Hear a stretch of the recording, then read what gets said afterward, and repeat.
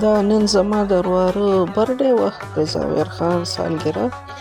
زاور خان شو د 6 کالو او ماشومانو ښه درب غب غوبل شروع کړی دی، سم خوشحاله دي.